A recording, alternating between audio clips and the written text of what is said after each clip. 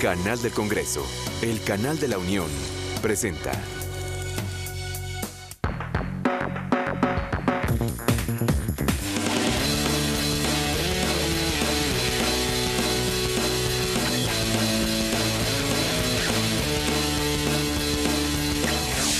¿Qué tal? Soy Manuel López San Martín, bienvenidos al canal del Congreso, bienvenidos también a esta visión universitaria, un espacio de diálogo e intercambio de ideas entre legisladores y estudiantes universitarios.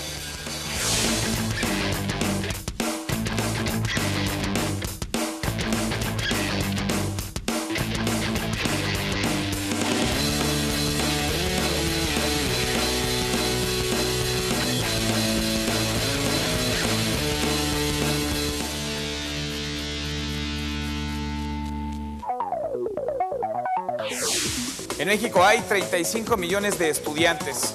Son atendidos por casi 2 millones de docentes. Se calcula que el 87% de quienes estudian lo hacen en alguna institución de educación pública. Pero detrás de esas cifras, detrás de esos datos duros, existen diferencias abismales entre la calidad y la infraestructura de una a otra región del país, además de un manejo opaco en los recursos destinados a la educación. Este año se promulgó en el Diario Oficial de la Federación las modificaciones constitucionales al artículo 3º y 73, lo cual derivó en la promulgación de las leyes secundarias de esta reforma educativa. Reforma educativa que, entre otras muchas cosas, destaca la capacitación, la profesionalización y la evaluación, además, claro, de la infraestructura. Pero, ¿cuáles son los grandes avances de esta reforma? ¿De qué manera tiene que implementarse y aterrizarse en zonas rurales, pero también urbanas? ¿Cómo profesionalizar a los cuerpos docentes? ¿De qué manera convertir a la educación en algo que contribuya al desarrollo y a la competitividad de México? Hoy, desde el Senado de la República, estudiantes universitarios discuten, dialogan, intercambian opiniones con legisladores. Acompáñenme a esta visión universitaria. Arrancamos. En México, el 93.3% del presupuesto para la educación se destina a la remuneración del personal docente y administrativo. Bienvenidos, bienvenidas, gracias, muchas gracias por acompañarnos. Estamos en esta visión universitaria, hoy con un tema importante que está sobre la mesa de discusión, con puntos a favor y en contra, posicionamientos encontrados. Vamos a hablar de la reforma educativa, nos acompañan 3 senadores. Antes le doy la bienvenida y saludo con muchísimo gusto a los alumnos de la Universidad de Insurgentes que nos acompañan. Gracias por estar con nosotros, gracias por haber dado la vuelta aquí y sin más preámbulo, pues iniciamos. Primero las damas, por supuesto, que sean las senadoras, el senador, quienes se presenten. Senadora, bienvenida. Muchas gracias. Buenas tardes a todas, a todos. Yo soy Meli Romero Celis, soy senadora priista del Estado de Colima, integrante de la Comisión de Educación. Muchas gracias por estar con nosotros, senadora. ¿Cómo están? Buenas tardes a todos y a todas. Soy Marta Palafox Gutiérrez, senadora de la República por el Estado de Tlaxcala. Represento al Partido del Trabajo. Mi origen es campesino y participo en otras comisiones, además de la de salud. Muchas gracias. Senador, bienvenido, gracias. Juan Carlos Romero Hicks, soy senador de la República por Guanajuato y tengo el privilegio de ser el presidente de la Comisión de Educación y soy miembro del Partido Acción Nacional. Gracias, muchas gracias a los 3. Pues sin más preámbulo, arranquemos con sus preguntas. Por favor, vamos con Alexis Haddad Anguiano Arce. Bueno, mi pregunta es referente a la reforma educativa. Yo siento que está hecha con respecto a otro tipo de planes en otros países, como países más desarrollados, y sin embargo México es un país en vías de desarrollo, eso todos lo sabemos. Y quiero saber si ustedes realmente tomaron en cuenta la pobreza que existe en el país, si realmente el país va a soportar los cambios tan drásticos. Valdría la pena quizá que nos ayuden a comprender, a dar un contexto de en qué se soporta, cómo está, digamos, estructurada esta reforma educativa y a partir de ahí entonces abrir la discusión, por favor, senadora. En primer lugar, y gracias por tu pregunta, Alexis, en primer lugar, por supuesto que la reforma educativa está planteada acorde a la realidad que vive nuestro país. Y efectivamente considerando las diferentes realidades que hay en México, porque sí sabemos que lo que se vive en la capital del país no es lo mismo que se vive en Chiapas, en donde hay pobreza extrema, ni tampoco es lo mismo que se vive en el norte del país, donde hay pues mucho trabajo de industria, a partir de las industrias. Lo que encontramos en primer lugar es que los países que mencionas que están ya desarrollados o desarrollándose, pero a un mejor nivel que México, son países que plantearon reformas educativas en su momento, también como México las está planteando ahora.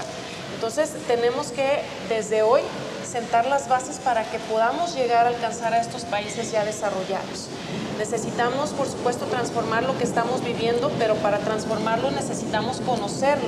Entonces, muy atinadamente desde mi punto de vista, la reforma plantea que se debe conocer qué está sucediendo en nuestro país, cuántas escuelas tenemos, cómo están estas escuelas, cómo están los maestros, qué nivel de conocimientos tienen, qué estrategias pedagógicas también son las que utilizan frente a los grupos, cuáles son los contenidos que se están impartiendo a los niños y a los jóvenes, entre tantos otros factores que se tienen que evaluar. A partir de esta evaluación es entonces que se van a encaminar políticas públicas desde el Instituto Nacional de Evaluación de la Educación, desde la propia Secretaría de Educación, desde las secretarías estatales. E insisto, a partir de conocer la realidad que tenemos es que se va a aterrizar todo el planteamiento integral de la reforma educativa. ¿Qué diferencias se plantean en esta reforma educativa para aterrizar y para hacerla sobre todo real, posible? La pregunta de Alexis nos permite caracterizar en qué consiste la reforma, porque conviene conocerla. La reforma tiene una parte de la Constitución y 3 leyes secundarias. En la Constitución son 5 elementos. Primero, garantiza el derecho a una educación de calidad, y eso obliga a todo el Estado mexicano, se incorpora por primera ocasión. Segundo, reconoce la participación de padres de familia, maestros y sociedad por primera vez en contenidos y planes de estudio. Tercero, crea un servicio profesional docente para crear un círculo virtuoso desde la formación inicial, el ingreso, la permanencia, el reconocimiento y la promoción hasta la jubilación digna de los maestros, supervisores y directores. Cuarto, crea un sistema nacional de evaluación para la educación obligatoria, preescolar, primaria, secundaria y bachillerato.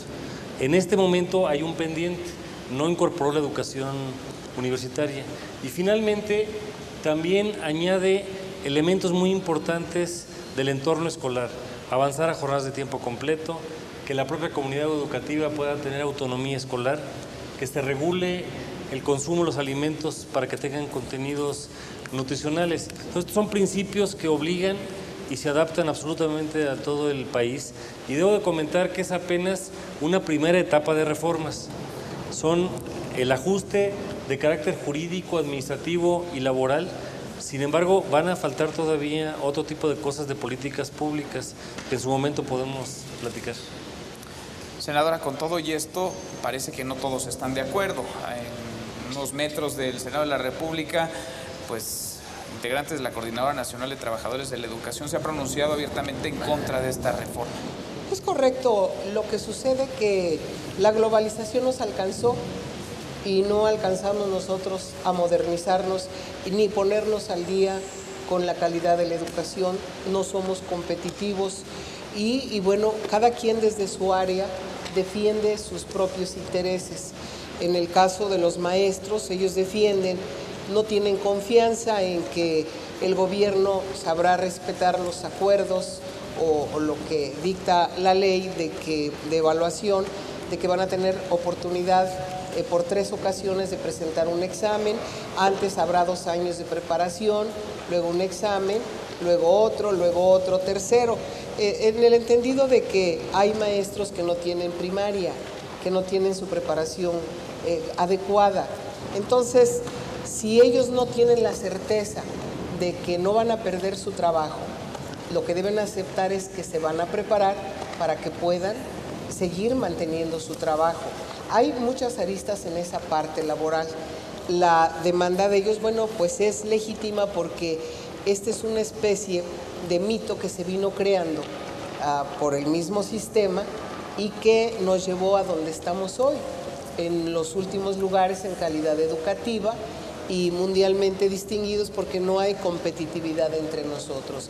Entonces es muy difícil que las partes en este momento se pongan de acuerdo, haya credibilidad y confianza para que realmente vayamos hacia una calidad educativa, hacia una evaluación, hacia este Instituto Nacional de Evaluación que se ha creado y que esperamos también que no rebase más allá de las instancias de gobierno y de la Secretaría, de la misma Secretaría de Educación, y que podamos encontrar un justo medio para que haya calidad educativa, para que haya la incorporación corresponsable de padres de familia, de maestros, de alumnos, de las instituciones de gobierno de todos sus niveles, con el propósito de que realmente podamos alcanzar una calidad educativa que la necesitamos. Muchas gracias. Vamos con otra pregunta, si les parece. Vamos con Diana Alejandra Ortega Ojeda. ¿Por qué la reforma no abarcar un poco más? Nuestro artículo 3 de la Constitución nos dice que la educación debe ser laica y gratuita. Hay muchas escuelas privadas y muchos estudiantes o personas que no tienen la posibilidad para poder pagar una escuela privada. Lamentablemente no existe como un apoyo hacia muchas de las personas, y es por eso que muchas personas no tienen la posibilidad de poder estar en una escuela. Con esa pregunta nos quedamos, regresamos, seguimos en esta visión universitaria, vamos con más información y regresamos, estamos en el Senado de la República.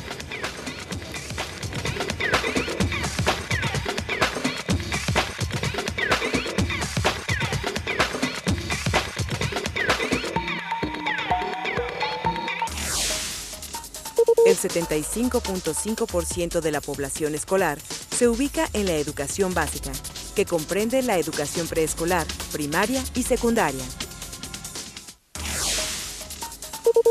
El 71.9% de la matrícula escolar en México es atendida por administraciones educativas estatales. Seguimos, gracias, muchas gracias por continuar con nosotros. Nos quedábamos con esta pregunta, ¿por qué no ir más allá? ¿Por qué esta reforma, la reforma educativa, no llega todavía a otros alcances, a otros niveles? Senadora. La mayoría de los padres de familia que llevan a sus hijos a la escuela privada no es porque en su mayoría por blog, por vanidad, es porque o ya no alcanzan cupo en las escuelas públicas o porque desean una mejor educación para sus hijos. Entonces, ellos ya pagan de su impuesto, pagan la educación y aparte van a pagar otro impuesto a la educación. Entonces, un padre de familia que tiene 3 hijos, son casi 80,000 por 3, 240,000 pesos en un año para poder educar a sus hijos. No creo que en este momento haya mucha gente ya dispuesta a pagar la escuela particular. Entonces, lo que primero hoy queremos en el presupuesto que presenta el Ejecutivo es que no se cobre IVA en la escuela privada. Ese va a ser nuestro primer paso para que detener un poco esto, que finalmente los consumidores finales, que son los padres de familia, serían los que tengan que pagar todo este costo. A ver, con esta misma pregunta, senador Romero Hicks, ¿no valdría la pena, o quizá esté pensado así, que la educación pública sea de tan buena calidad que en efecto y en esencia nadie tenga que recurrir a la educación privada, o sí lo puedan hacer, pero digamos el nivel competitivo de quienes egresan de una escuela pública y una privada sea exactamente el mismo? La Constitución establece que la educación es pública, laica, obligatoria y gratuita. Y ahora se añade el calificativo de calidad. La parte de la gratuidad opera en lo que es la educación obligatoria. Hasta este momento, preescolar, primaria y secundaria. A partir del año 2021 se incorporará el bachillerato como una obligación del Estado de garantizar a los habitantes del país la educación del bachillerato. En el caso de la educación superior, que es el caso de ustedes, poco más del 70% de la matrícula es pública y 30% es gratuita. Y en los casos de las públicas, con todo respeto, aunque no es absolutamente gratuita para el alumno, las cuotas son simbólicas. Y veamos lo que ocurre en la Universidad Nacional, en el Politécnico, en las universidades públicas estatales, en los tecnológicos regionales en general. Así las cosas, el reto es que el Estado mexicano pueda proveer una educación con estos atributos, y luego también hay un aspecto de la libertad. Hay padres de familia que prefieren enviar a sus hijos a una escuela particular. Cuando esto ocurre, esto de alguna manera ayuda al Estado mexicano porque lo descarga en el tema de la cobertura, y también porque en algunos casos los padres de familia por algún motivo tienen mayor confianza en que esta educación puede tener mejores características para sus hijos. Hay que anotar que aún en el caso de la escuela particular, el 5% de los alumnos, por norma, tienen acceso a una beca. El tema de la calidad permea de manera transversal. Hay lugares del país donde la escuela pública es mejor que la escuela particular y hay segmentos en donde esto no está aconteciendo. Desde luego que es un juicio de valor. ¿Cuál es el reto que tenemos? El reto es tener un sistema educativo de calidad y que sea el individuo y la familia los que decidan si van a la escuela pública o a la escuela particular, pero que todos tengan cobertura y calidad. ¿Qué aspectos tocan esta reforma educativa en lo que toca a la preparación, a la evaluación de los docentes?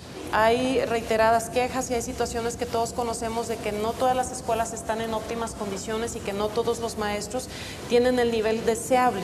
Entonces necesitamos, por supuesto, conocer respecto de los maestros cómo están, evaluarles para saber su nivel, insisto, de dominio de la materia, sus técnicas de enseñanza-aprendizaje, que podamos conocer exactamente cómo está el maestro. Lejos de castigar a los maestros en función de esta evaluación, lo que se busca desde la reforma va a ser que se les pueda capacitar y que se les pueda fortalecer en función de este diagnóstico. Una evaluación inicial como diagnóstico, preparación si es que no tienen un resultado óptimo, preparación durante un año para que vuelvan a ser evaluados. Si esta segunda ocasión entonces tampoco obtienen una calificación deseable, una vez más obtienen un acompañamiento y una capacitación durante un año para que una tercera vez puedan ser evaluados. Insisto, lejos de castigarles, se les tiene que fortalecer a los maestros para que garanticemos eso, que la educación sea de calidad y que los padres tengan toda la certeza que nadie les puede exigir una cuota a cambio de su calificación, a cambio del ascenso en grado escolar para sus hijos, a cambio de ningún documento absolutamente. Esa es una obligación del Estado y por lo tanto el Estado tiene que ofrecer el servicio. Gracias, muchas gracias a los tres. Vamos con una nueva pregunta. Patricia Joaquín, por favor, Patricia. Sabemos que en las rurales no es lo mismo que en las urbanas, entonces sí se ha contemplado muy bien qué es lo que se va a hacer en cuanto a la educación urbana y rural. Regresamos con esa pregunta, si les parece. Vamos a otra visión y seguimos en esta visión universitaria aquí desde el Senado.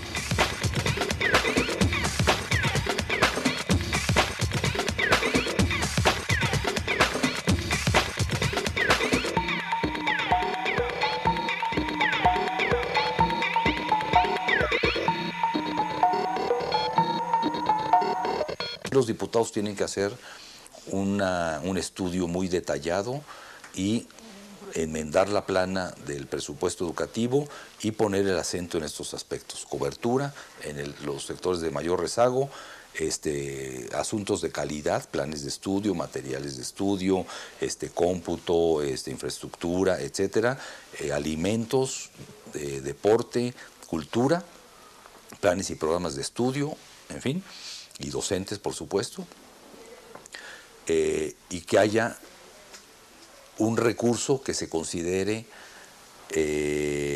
irreductible, es decir, que no se mueva, que no haya veto por el presidente, ni por el secretario de Hacienda, ni por ningún otro funcionario o burócrata, sino que este presupuesto sea etiquetado hacia por lo menos 2000, al final del sexenio, inamovible, en aumento constante, independientemente de si hay recesión o no hay recesión, porque es un asunto vital para la sociedad, la educación de nuestros hijos y nuestros jóvenes. Ese es por un lado. Segundo, en materia de evaluación, nuestra propuesta es que se elimine la evaluación estándar y las 3 evaluaciones, y que el INE coadyuve técnica y metodológicamente a los procesos de autoevaluación de las escuelas. No hay evaluación más rigurosa que la que uno puede hacer en su centro de trabajo. Se requiere convocar, y la Cámara de Diputados lo puede hacer en este marco del conflicto, para darle una salida al conflicto. No solamente hacer estas 2 cosas, es decir, tenemos recursos etiquetados para poder sostener una verdadera reforma educativa y no una mera reforma laboral. 2, le quitamos a la reforma laboral la espada de Damocles de la evaluación punitiva. A nadie vamos a correr, vamos a mejorar las condiciones del magisterio. Y 3, vamos a convocar a un gran foro nacional a un Congreso Nacional, como ha ocurrido en muchos países. Yo he participado en 3 experiencias nacionales, o sea, se puede hacer, luego tarda un año más o menos en hacerse, para definir el modelo de educación que México requiere. En México, el 24% de los jóvenes de 20 años cursan la educación superior. Seguimos, muchas gracias por continuar en esta visión universitaria. Hablábamos de la implementación, del aterrizaje ya de esta reforma, la reforma educativa, de lo urbano a lo rural. Empezamos ahora al centro, por favor, senador Romero Hicks. Esta pregunta que hace Patricia es muy importante, porque el reto es que todas las personas reciben educación de calidad. Y en esta primera etapa se hicieron apenas algunos ajustes preliminares. Viene una segunda etapa de la reforma educativa, que tiene que revisar primero el modelo educativo, segundo, la formación de los maestros que están egresando de las escuelas normales, tercero, el tema de infraestructura, porque hay lugares en donde hay un jacal o hay condiciones sumamente paupérrimas. Cuarto, el tema del financiamiento, para que todas las condiciones lleguen a esto. Y luego hay aspectos como es recreación, deporte, cultura, cómputo, para que todas las personas tengan una normalidad mínima para poder ser atendidos. El reto de una reforma es que sea la persona del origen más modesto, en el último rincón de la patria, esté recibiendo los elementos mínimos comunes. Porque matemáticas es lo mismo en Chiapas que en Chihuahua o en cualquier país desarrollado. Y lo mismo es para cada una de las propias disciplinas. Lo que sí va a cambiar es, en el caso de la evaluación al docente, se incorporó un elemento muy valioso en donde habrá un común denominador de evaluación nacional y habrá una parte de contexto sociodemográfico. Hay escuelas que no tienen electricidad, que no tienen cómputo, o en donde, por ejemplo, también la nueva ley del servicio es muy noble, establece que no puede haber rotación de maestros durante el periodo escolar. Gracias, muchas gracias. Una pregunta más. Vamos con María Hernández Guzmán. Nos hablan también de los maestros que deben de tener una mayor preparación y todo es sobre los maestros, ¿no? Que es como si fuera una reforma laboral hacia los maestros, ¿no? Yo lo veo así. Entonces, ¿por qué no se enfocan más al plan de estudios del nivel básico? ¿Por qué ahora ya no existen reprobados cuando los niños no tienen la capacidad necesaria, los conocimientos necesarios para aprobar? Yo creo que es ahí el problema en la educación del país. ¿Cómo vamos a lograr que ahora sí se aterrice y se apliquen cuestiones que ya están contempladas en la legislación? Efectivamente, usted tiene razón. ¿Cómo es posible que a estas alturas haya niños que no saben leer, cuando ahora los niños de 2 años saben manejar un iPad y lo electrónico? Es increíble que todavía estemos ahorita viendo, planeando una reforma educativa en la calidad que es amorfa, porque realmente ¿qué es la calidad? ¿No? Entonces, lo que sí necesitamos es una conciencia muy clara de poner los pies en la tierra. Vuelvo a repetir, padres, alumnos, maestros, instituciones, para que más allá de grandes proyectos aterrizamos con lo que realmente va a ser funcional y de acuerdo a los recursos que tenemos. Hay lugares donde los maestros también, que a veces son satanizados, pero que dan clases en unas condiciones muy espantosas, ¿no? En la lluvia, en plásticos, en casuchas. Hay maestros que tienen, por decir algo, 3 grupos juntos en un solo salón. Para dar un buen servicio se necesita una infraestructura adecuada, correcta, humana, sensible, para que pueda caminar. Como ustedes ven, es un todo que debemos aterrizar y pues yo también diría, no echar tantas campanas a vuelo, sino vayamos poco a poco con lo que tenemos aterrizando esta parte, pero sí habiendo una corresponsabilidad entre todos, la misma sociedad civil, todos los que queremos que México avance, que México progrese, que realmente seamos competitivos y tengamos una mejor calidad de educación, Todos debemos participar. ¿Cuáles son los retos y cuáles son los puntos que consideras hay que cuidar y hay que observar siempre a detalle para que esta reforma no se quede únicamente en el papel? La reforma plantea que se pueda crear un Instituto Nacional de Evaluación de la Educación, para que este instituto pueda precisamente evaluar la realidad de nuestro país, que sepa y que tenga un diagnóstico certero, plantel por plantel, maestro por maestro, alumnos, padres de familia, cómo están, para que a partir de ahí entonces sí se tomen decisiones, se instrumenten programas y se implementen presupuestos. No es lo mismo tener la noción de que algo no está bien en nuestro sistema educativo a saber concretamente dónde está fallando. El tema de las cuotas escolares, por ejemplo, efectivamente es algo que estaba prohibido en la Constitución. Sin embargo, la reforma que logramos es que en la Ley General de Educación expresamente se estipule que está prohibido exigir las cuotas a cambio de las calificaciones, de los certificados, del ascenso de los niños. Y también, en consecuencia, se establecen sanciones graves para quienes no cumplan con esta disposición. Coincido con la senadora que sí es un tema de corresponsabilidad entre autoridades, entre legisladores, por supuesto, padres de familia, maestros, porque tan sencillo el tema como las cuotas escolares. Si un padre de familia no alza la voz y no se atreve a denunciar, entonces nunca va a acabar ese tema. Igual, si las escuelas no están bien, si los maestros no están bien y nadie dice nada, o ahora que se están llevando a cabo estos cuestionarios en todos los planteles escolares precisamente para tener un primer diagnóstico, si los padres de familia, los directivos, los maestros, los alumnos no somos honestos y decimos cuál es la realidad de nuestro plantel, entonces el Instituto Nacional de Evaluación de la Educación va a tener una realidad parcial de lo que sucede. Pero lo que sí debe quedar bien claro es que en función de este diagnóstico que tenga, es que va entonces a implementar políticas públicas, entonces va a tomar decisiones contextualizadas, por supuesto, a las diferentes regiones de nuestro país, pero sobre todo con el fin primordial de que la educación paulativamente, si así lo queremos ver, vaya logrando ser de calidad para todos.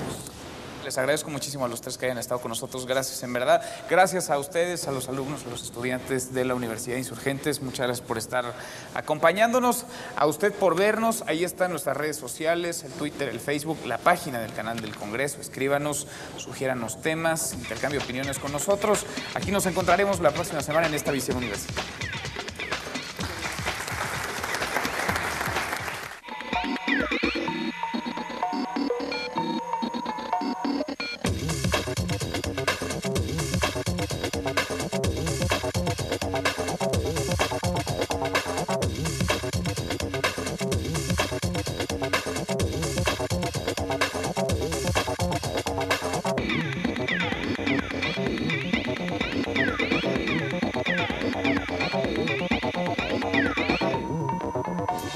Canal del Congreso, el canal de la Unión, presentó.